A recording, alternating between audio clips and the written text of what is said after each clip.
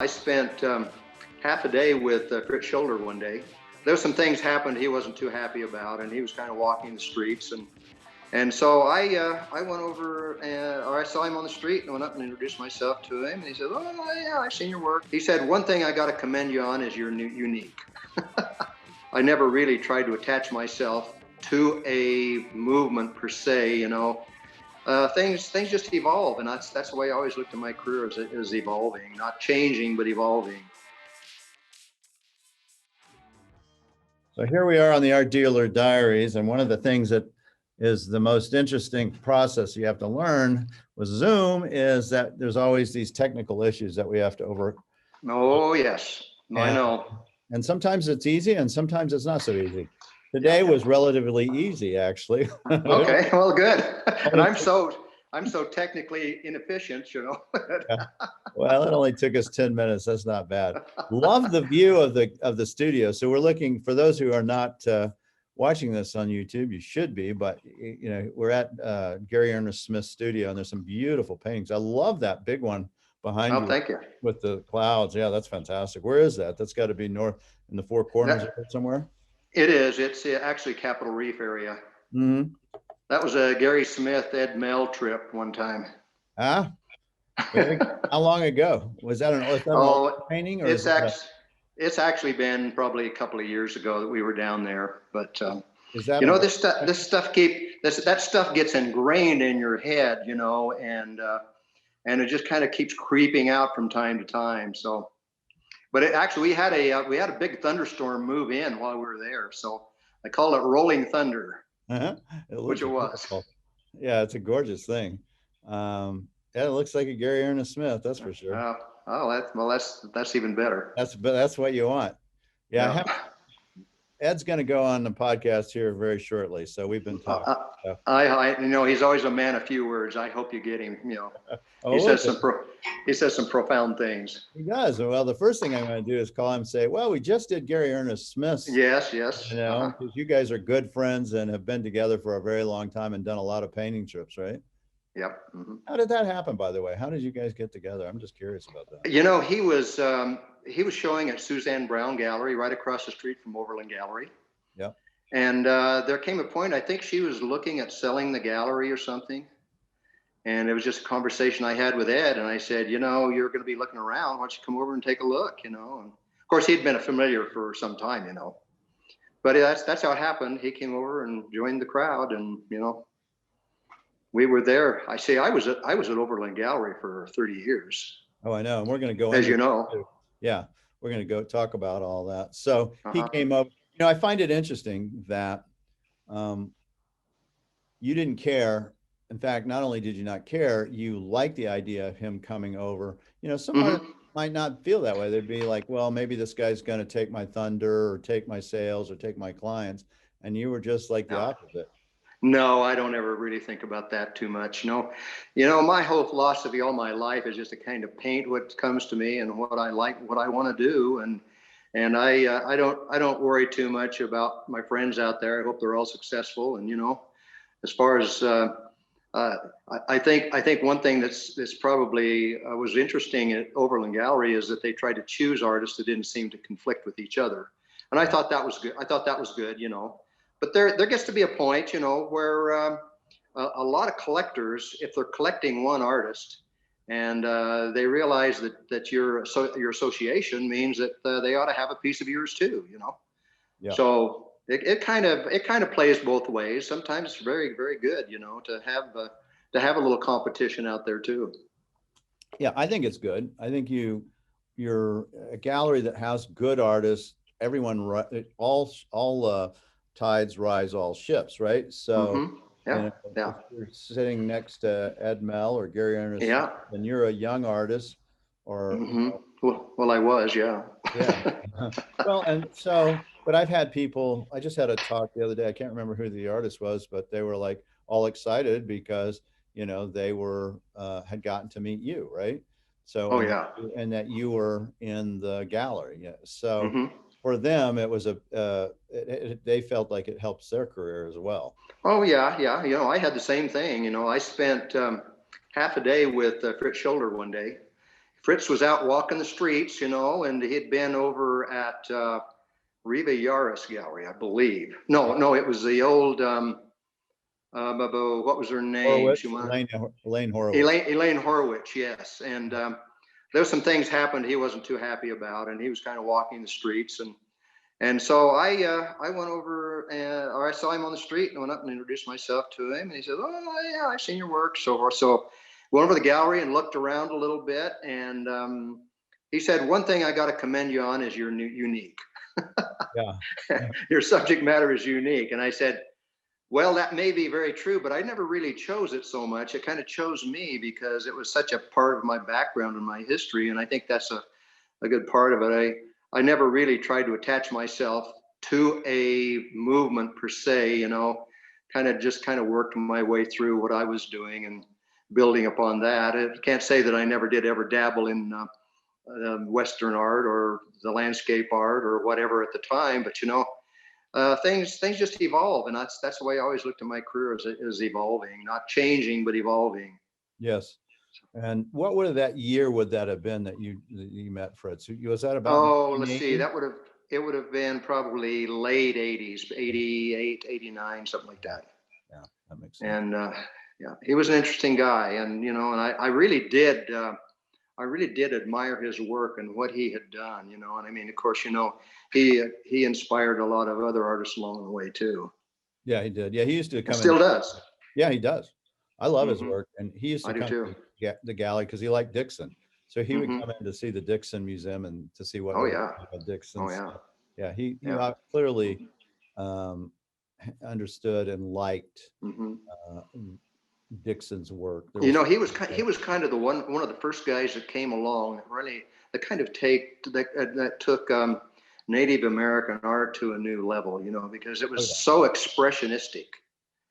And he relied a lot on that exaggerated form and extreme color and stuff, and he really did some very, very interesting things with it. Yeah, T.C. Cannon and himself, Fritz, really were right there. And then on the other end of the spectrum, same kind of time frame as Billy Shank. He's kind of doing the same kind of stuff, but from a different view, cowboy, Native American kind of. Yeah, he kind of moved into the pop western, I guess you could say. Yeah.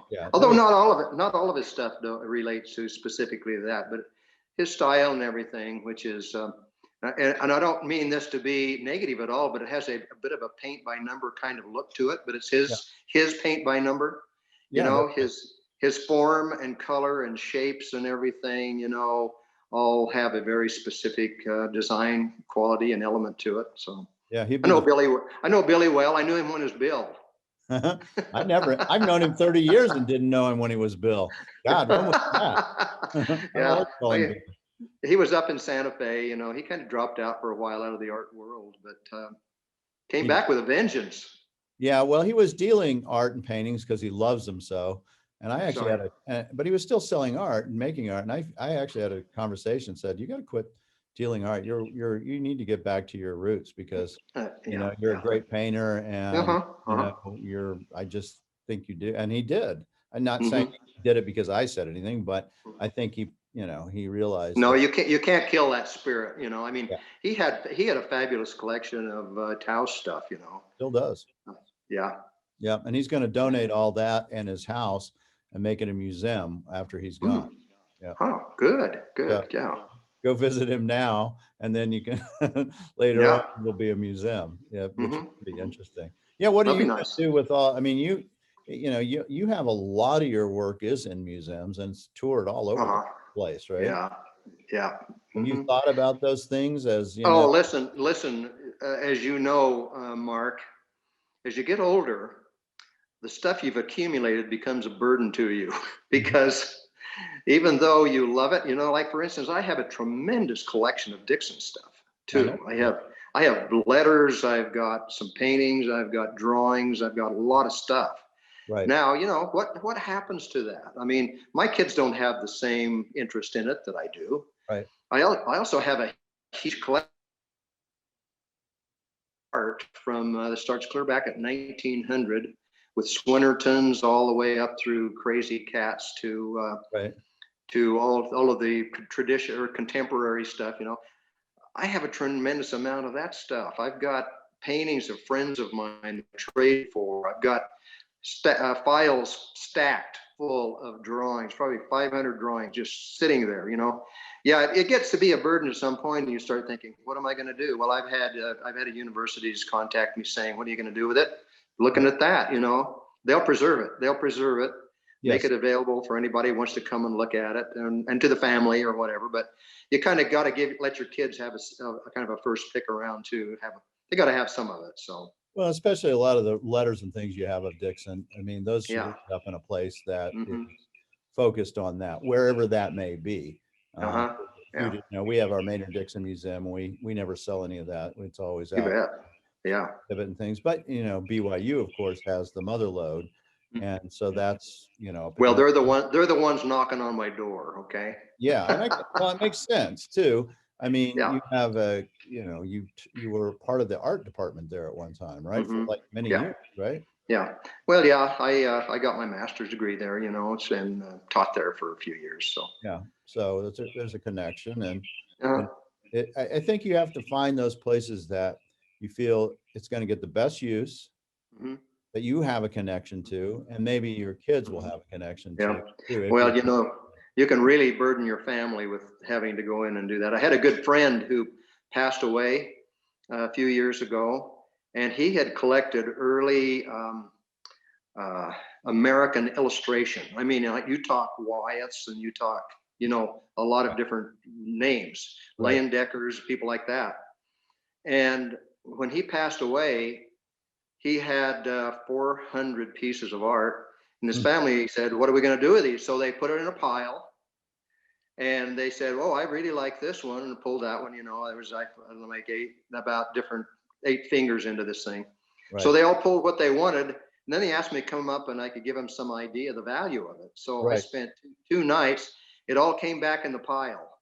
Yeah, I bet so. Well, that's right. I mean, because if you pull 3 NCYs, Yeah. and they're worth $1 million, and the other stuff's worth 400,000 total. Yeah, Yep. not so good. It's a good thing it went back in the pile. Sometimes they would say, no, we picked, that's it. So Yeah. So no, you're right. Everybody kind of faces this at some time or another.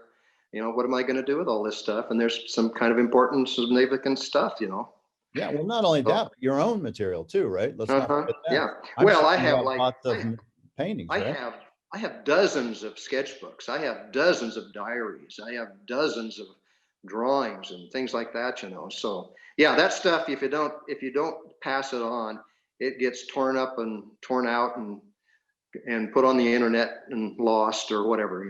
Yeah, that's right. Yeah. No, I would think I mean, this could be a podcast onto its own. What do artists Yes. do with their Yes. estates, and where do Yep. they go, and how do you handle that? And You better believe it. yeah, and I'm not sure I have all the answers for that. I mean, I deal Yeah. with it. I've had a few artists that have died, Mm-hmm. I've been doing it 30 years, so it Mm-hmm. happened. And Mm-hmm. how do you handle the estate? And you have to handle it properly too. Yep. Want to change Yep. you hope to make the art more recognizable, more valuable, but you could also do the same if it were to, as you said, just get all dumped and out there and kind of whoop. And then another thing about dumping is that uh, if you pass away, the IRS will come in and have you give a tally of what all this is worth. Yep. And you don't want that to happen, so you better get it into a foundation or something. Yeah, that's right. Before that happens. Or a trust or something. Or trust. Yeah. And have all. Yeah, I have a family trust. My wife is the executor, and then my oldest daughter is the executor after that. So at least that's taken care of, and they're not going to be inheriting a bunch of stuff that has value. But yeah, it is that time. Well, we can talk about that one more too on the if you want. Exactly. I might have a few ideas on certain things too. So let's go to the beginning, because I've known you for God, I don't know, 25 years at least. Oh yeah. Been you for a very long time, but we've never really had this talk about where you grew up and stuff. I know you grew up in Oregon, kind of rural Oregon, that kind of stuff. But I'd like to hear how you developed into becoming like really a world famous artist that's had their artwork displayed in museums all over the world, has a major book that was done on your, but you're just kind of a farm boy from Oregon, right? Oh yeah, yeah. I was born on a cattle ranch in Oregon, Eastern Oregon. When I was very young, we were running as much as 3,000 head of cattle. Hmm. So we were dealing with about 60,000 acres of land, Wow. So I grew up doing that stuff, but I had a propensity to art at a very, very early age. I mean, I was like, my mother had drawings when I was 2 and 3 years old, and my parents made the time available for me to develop that. I know I had no idea where I was going to go, but I just had this drive at a very early age to continue with that, and they encouraged it by not giving me art lessons, but by giving me materials and saying just do whatever you do, and that was about the best thing that could have happened to me And did you have because brothers and sisters as well? I had two brothers. Yeah, And where do two you brothers. fall in that I category? was I was the oldest. I was the oldest. Because We were all 3 years apart. I know, I grew up in ranching country, and I know if you're on a ranch family, you're expected to, there's a lot of stuff you got to do. There's a lot of chores that you Oh, have to you do. bet. You better believe it. Yeah, our whole life was managing livestock and farmland. I guess that's probably where my roots began to kind of take over the direction that I went with my work, because it wasn't like I chose it. It was kind of there, and it was so deeply rooted in me that I started doing these iconic images of the people that I remember and knew, and they were these farm people. Now there wasn't anybody else really, maybe outside of Grant Wood, maybe, or John Stewart Curry, or some of those guys that had really dealt with rural American kind of subject matter of any serious kind of way. Right. But I went a little different direction. I went to rather than going to, and I loved Western history, and I loved Western art, and I certainly was influenced at an early age by Russell and Remington and those guys, but I never felt there was any way that, or knew any way of ever getting to the point where you could ever find yourself in that kind of a world.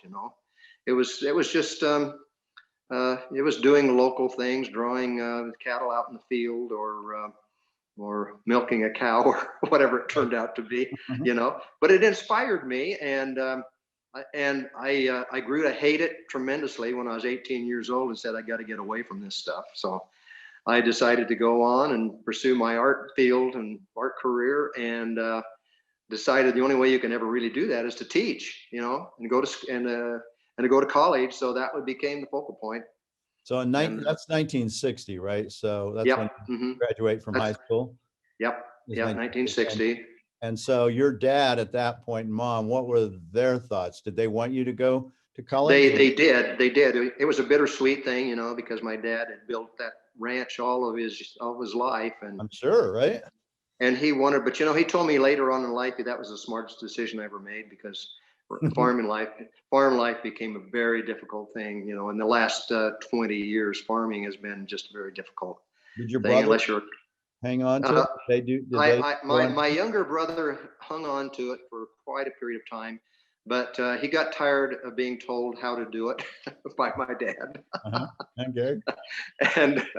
and he decided to move on, and became, he has his own business up in Oregon, and he's very successful he's got a mobile windshield business. And then I have another brother moved down to Utah, and taught history in high school or junior high school for many years, and retired from that. So.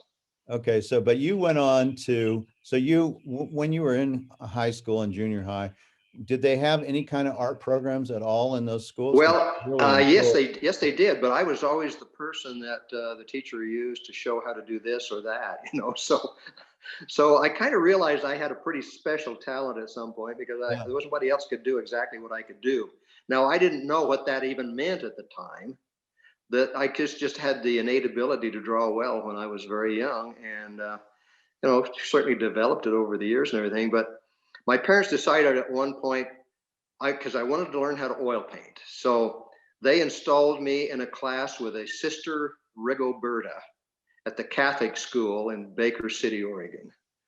And we did a painting together, and she said, okay, I think that's probably enough for you because my painting turned out to be better than hers. So she said, I don't know if I can teach you anything. How old were So you at that time when she did that? I was probably about maybe, oh, just going into high school, probably. Yeah. So you were always getting positive feedback from your art teachers, Oh, from yeah. Miss Oh, yeah. Roberta. Oh, listen, I have paintings I did when I was, oh, pre-high school. I was selling my paintings when I was doing landscapes, and I was selling my paintings when I was in pre-high school and through high school.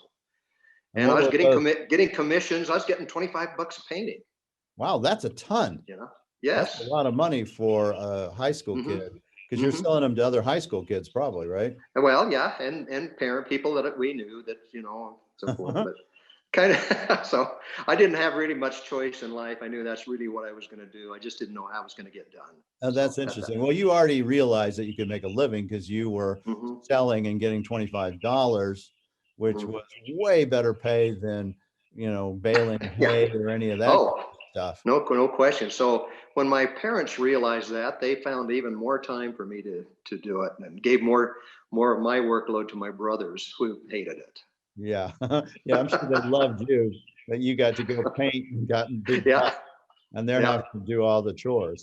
yeah. I still have some of those early paintings that I did. My parents framed them, had them on their walls and so forth, and all of the neighbors up there. I know that there have been some paintings kind of come out of the archives into the archives up there. That have kind of found new homes from people that had them. No, Yeah. maybe they'd passed away. They wound up in estate sales or whatever. So. Uh-huh. And what was the subject matter? What were you doing at that It time? was mostly landscape, a rural kind of landscape stuff. I mean, very much what I wound up kind of doing, maybe with a little more finesse later on, Yeah. When so you look back at those paintings, what's the quality of those kind of things? they were pretty darn good. I was actually surprised. And then I had an aunt that was on the Oregon coast who was a watercolor painter, and she invited me to come down and spend some summers with her and take a few classes in watercolor. And I met a few people that she'd have come in to teach and so forth. And so I got kind of proficient in watercolor and quite enjoyed it. But I realized, though, at a very early age that the money is not in watercolor. Yeah, you're right about that. You're right. I mean, unless you're Winslow Homer or somebody like that, Yeah. Well, that's interesting or that you were Wyatt. already looking at it as a business as well, and what you could and couldn't do as far as making Yeah. a living. Well, I knew that I didn't know I could really make a living at that point. I was still thinking I can supplement my teaching income, but a kind of a tragic thing at the time, at least I thought it tragic when I was entering the end of my period of schooling. I got drafted into the Vietnam War. Yeah, I want to And talk about that. What year was yeah, that? That was that 64. was 1968 when I got drafted. March of 1968 when I went into the Army. And so you were But finishing up. So you went to BYU, right? That's where you went mhm, to college, and mhm, you were yeah. getting your degree in what? Well, I was getting my degree and I was teaching too. I had a graduate assistant. The minute I started college, they offered me a teaching assistant. So I was able to work my way through school just by supporting myself with a graduate assistantship. Mm-hmm. And and so I finished my degree and was the assistant to some professors and actually wound up teaching my own classes too. Mm. So. And then, but because you weren't in school, you were eligible for the draft too. Hmm. Hmm. And so you got drafted at 26. Is that how old? Yeah. Yep. Hmm. In Went 1960? into the military, but I went into basic training at Fort Lewis, Washington, with the highest education of anybody there. And so they made me what they called a platoon guide, which means I was over a whole platoon. And and I didn't have any clue even what that meant, other than that I didn't have to do any duty. I just had my squad leaders do all of this stuff. And did they And make so you I an worked. officer? Were you an officer or were you enlisted? No, I was an enlisted man, but when I graduated out of basic training, they sent me to Anniston, Alabama, to Fort McClellan WAC Training Center, the Women Training Center, military training center in the United States, where I was put into an academy teaching, of all things, training management, which I had no clue of what that even meant. Right. English, and a program called Quick Kill. Because I was a pretty dead shot. We packed guns as kids. I mean, we had rustlers and we had things as people like that. In my early life on the farm, I mean, we packed guns everywhere we went. Yeah. You So saw a coyote off in the distance. That meant that was money out of your pocket, and you well, could. or the coyotes came in and attacked the turkeys around the farm, Oh at yeah. night, or the chickens or whatever. Anyway, I was pretty proficient with a gun, and uh, hit, and this was kind of crazy, but in basic training, I hit um, 34, 34 out of 38 bullseyes at 300 yards. Wow. So I was going to go into sniper school. And I was able to worm my way out of that some way. I don't have no clue how it happened. But 2 weeks after two days after I had gotten orders to go on to advanced infantry training, I was given combat artist, an MOS, your military occupation, was combat artist. And so I spent the rest of my time just doing painting, artwork and stuff. No paintings, but I filled a lot of sketchbooks full. Military got some of them. I still have some of them. And that was Military in life. Alabama. You were doing that in Alabama. That was in Alabama where I was teaching, and then I went to Korea. I had orders twice to go to Vietnam, but they were canceled each time. Wound up going to Korea, and had some kind of harrowing experiences there. But yeah, what were those? oh, they were with communist infiltrators coming into the coming around south through by the water. I was down in a place called Daegu, Korea, which was very, very close to the ocean. And we had infiltrators from time to time coming in. And we had a few people killed over that. But plus there were other issues, that there's things I can't even really talk about that I wound up doing there that were classified. And so I spent only 6 months of my life there, and then I got released. And were you actually working as an artist, or were you doing something else? I was put in charge of the largest Southeast Asia training depot in the Army. And I said, what? I had no idea even what that meant. I come to find out later because it was classified. But I spent my time mostly sitting at a desk and going out and drawing military life. Interesting. And what do they do with that stuff? Well, the Army has that. There was a whole combat artist training program that artists were put into, and a lot of them would go out into combat with a .45 pistol and a pencil and a sketchbook, and just draw military life. I never had to do that one, but yeah. I did draw some very, very interesting things, which turned out to be beneficial to the military from top secret type stuff going on. And they did it with a pen instead of a camera. Yep. Why? Because I was an artist. I was accepted as an artist, and I was invited to places I probably should not have been. Well, they said you should be there, I guess. They did.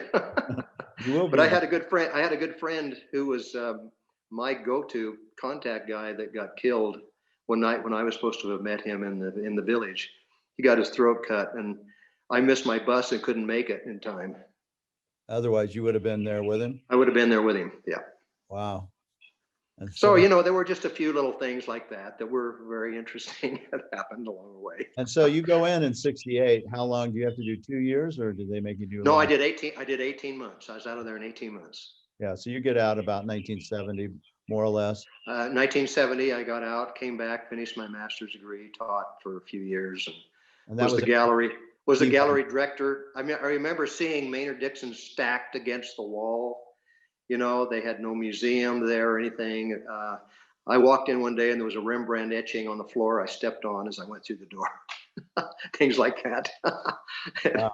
And they just were in the process. I don't remember, Mark, if you knew a guy by the name of Wes Burnside. He was the guy that wrote the first Dixon book. Oh yeah, I know all about him. Yeah, Wes was building that collection. you know, and I worked quite closely with Wes and getting involved in some interesting things at BYU, you know, with that collection, you know. Yeah, there's some issues that came down on that one. Issues, yeah. Yeah, I guess that's the best way to put it. Yeah, yeah.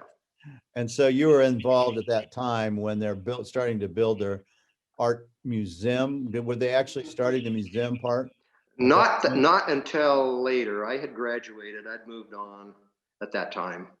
But I was interviewed a lot by the collection because a lot of stuff disappeared out of that collection. You I know. probably know. Yeah, it did. There was a Winslow Homer drawing that wound up in a museum in Amsterdam, I believe, and it had been taken as a piece that needed to be cleaned and restored, and was actually what happened. It was copied, given back to the university as a copy, and nobody knew it until later. BYU has this amazing collection of Maynard Dixons, right? They have They do, 80, yeah. well, they have over 100, I think about 105 pieces, but they got 85 of them in 1937 for Right, right. $3,700 because Harold R. Clark went and negotiated a deal. I think it negotiated was something like $3,000, something like that. $3,700. Yep. 37.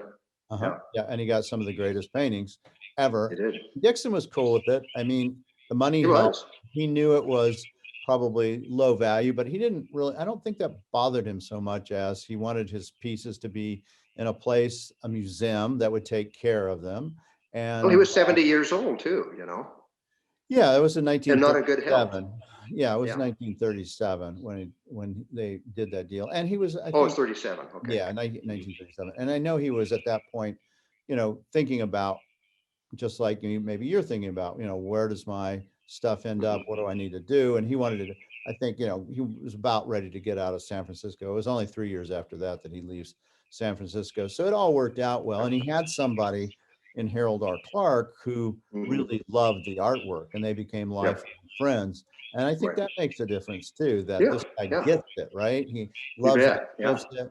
And so I think he was very fine with that. And now it's, the best depository of Maynard Dixon's work is at the BYU collection. And, and I think they're starting to really kind of realize the importance of that work and, some of the things that they can do with it, which is wonderful to see too.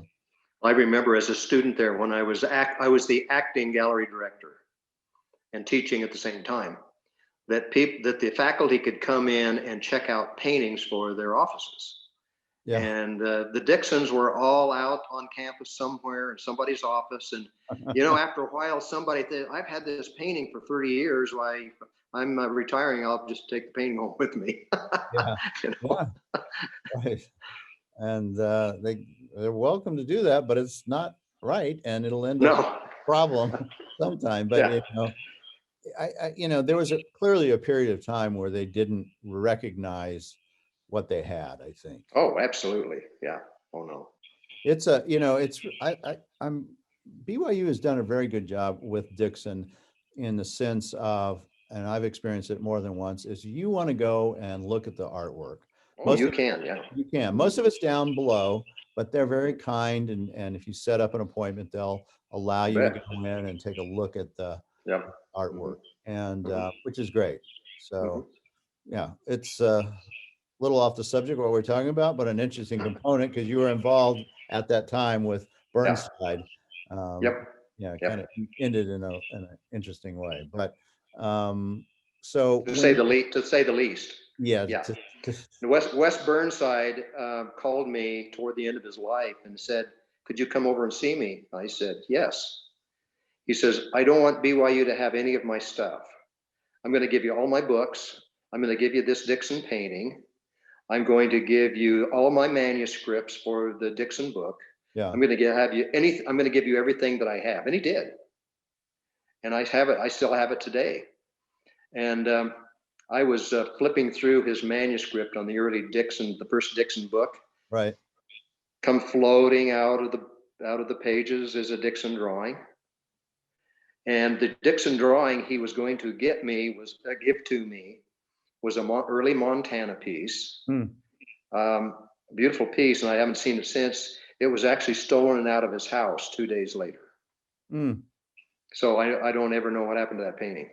Yeah, a 1909 one and probably. have never seen it. It's never seen it since. Hmm.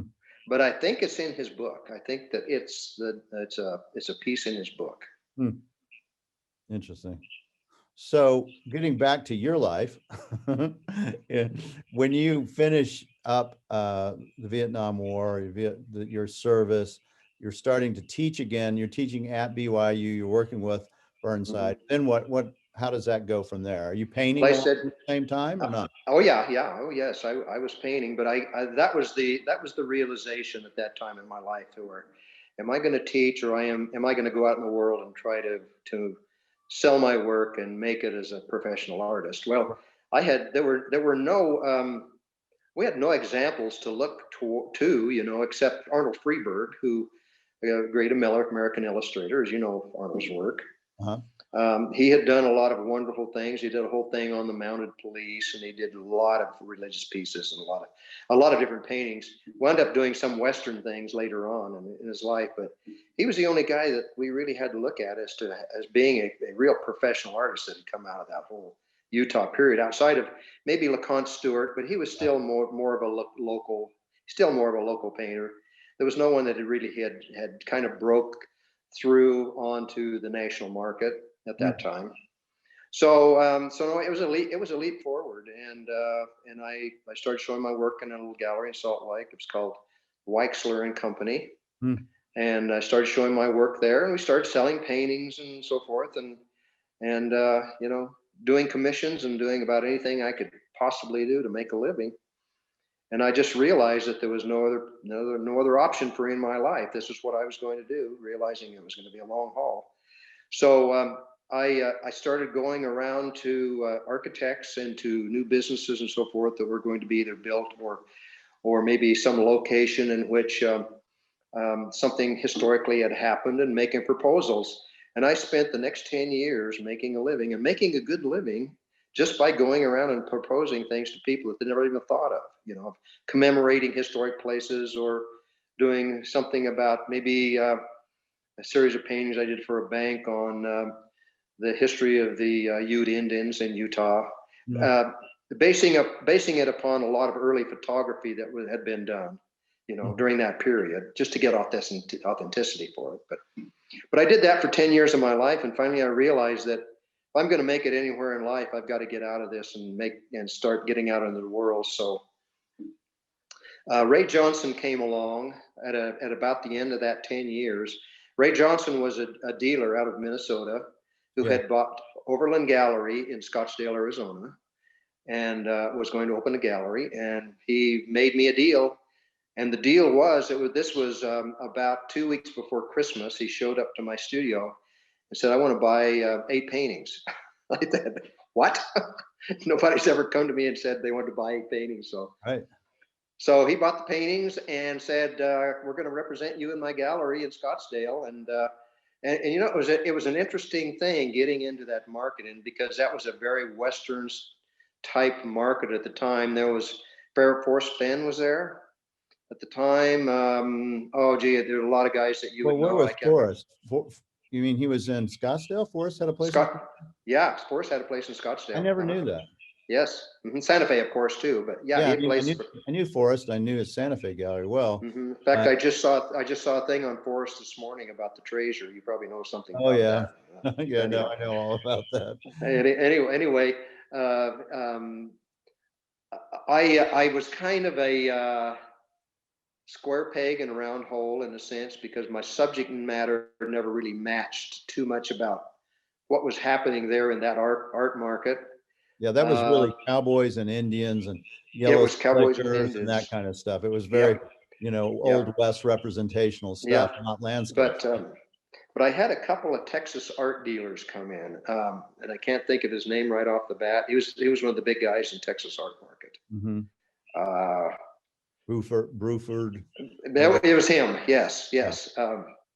Um, he came in and looked at my paintings, and he said, "This could be the next phase of Western art." Wow. And I said, "Well, what do you mean by that?" He said, "Well, you have moved from historic work to the agrarian work the work that built America, following the cultivation of America, not the taking of America. Right. You know what I mean? Right. And so he kind of got into it, and he kind of encouraged me, and he bought some paintings and things, and believe it or not, at that point, it just kind of took off down there. And I, after a few years, began to have my sellout shows, and a lot of people, not necessarily the Western market, although I did dabble in that too, you know, and I did okay, you know, in that market. But it kind of moved on to the next phase. My paintings were not what you'd call realistically rendered, but they're more historically and symbolically rendered. They represented. What year did you start with Overland? What year did Ray come in? Would have been about 84. Okay, so that's early. And he opened his gallery about that time? Mm-hmm. Yeah. I think he actually bought the gallery in 83. Yes. And John D. DeMasso, I don't remember if you know, they remember that name. I do. He would hire John to manage it, you know, to run it. Mm. And how do you I'll tell you, there's some. Do you what's know? that? How did he find you, Ray? Ray? Yeah. He saw my work. Oh no. Yeah, we lost your image. I just saw a low battery take place here. Yeah. Do you want to go get your charger? I got my charger here. I may have to move you though. Yeah. All right. That's fine. So here we go. We're moving along in Gary's studio. We might still be able to do this here. So we have to charge it. This is plug you in. One of the interesting components of doing Zoom thing. I got to put that on my checklist, is make sure your battery is charged. So let's see what we can. Yeah. We'll get this for the YouTube people. Interestingly enough, I did charge it earlier today, but yeah. Am I coming through at all? Yeah, you're fine. All good. Oh, okay. And now we see a different component of your studio. I see an empty painting on an easel on the back there. So there we go. We're moving around. Well, I'll turn you around here and let you look at this side. Yeah. My walls are all full, Mark. One of the blessings of one of the devastating things and the blessings of coronavirus, you spend a lot of time at home, which means you spend a lot of time as an artist in your studio. Yeah, which is probably no different than what you were doing before coronavirus. No. The only thing that's helped me out is I don't have to go anywhere, and nobody comes to see me. Yeah, so you could actually get more done, is what you're saying. Yeah, I think you'd find all the artists saying the very same thing. So, so back to Overland. So DeMasso was you were actually going to say something about DeMasso and what he did as a manager. Well, he was there for a while, and he kind of he was really pushing the Western art. In fact, I came in the gallery one time and my paintings were in the back stacked up. That's always fun. And he apologized to me sometime later after that, and he said, I had no idea where your work was going to go. Yeah. And I said, well, I didn't either, you know, really. I mean, you do something and you cast your bread on the water and see where it goes, you know. I didn't know I'd ever be able to make a living with it either. Yeah, he was interested in the things he understood. Yeah, he was interested in the Western art, you know, the more illustrative quality of Western art, that kind of thing. So but go ahead. I'm sorry. No, go ahead. I just said my whole emphasis was because I kind of ran a course with that subject matter, and not that I wanted to change, but I found out that my people kept getting smaller and smaller and smaller, and the fields kept getting larger and larger and larger. Pretty soon people disappeared, and I was doing these huge landscape paintings of fields, which probably has gotten me more notoriety than anything I've done since. I'm still doing those. Yeah, that's some of my favorite work, actually. I'm going to put myself right into that same category because it has a sensibility. I mean, you can there's a sense of abstraction in these fields. Yeah, they are.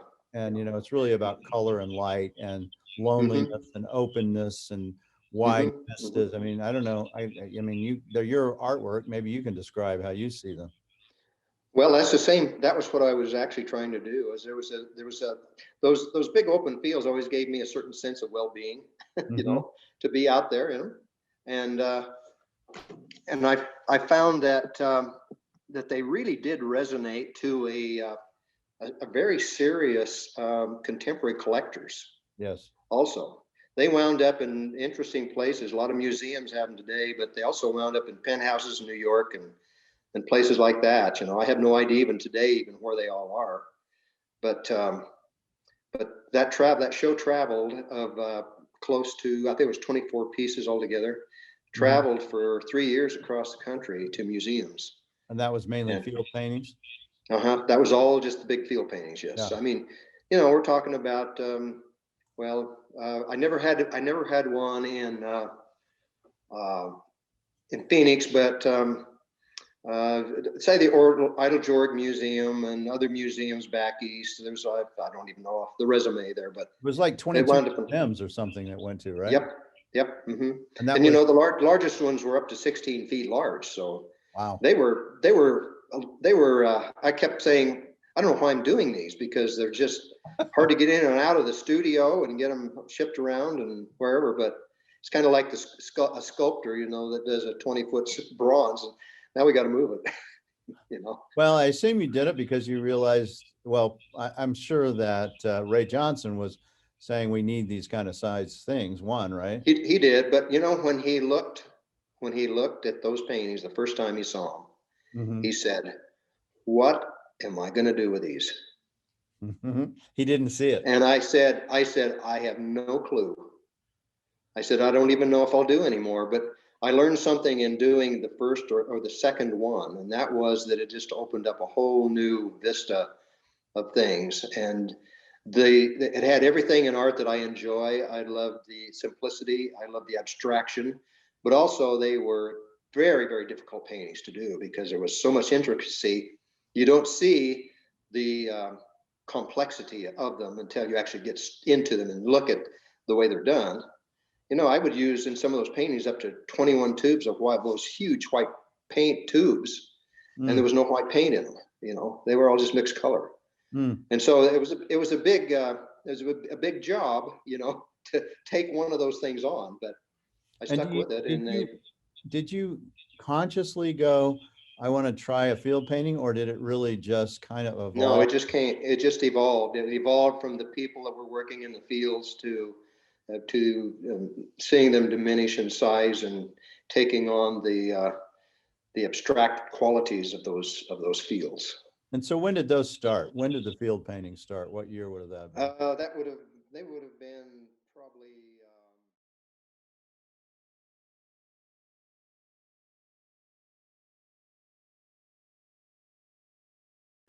We need your support for the Medicine Man Gallery channel, so make sure to click the subscribe button and tap the little bell icon to be notified when we upload a new video, which we do every morning on Wednesday and Friday. See you soon.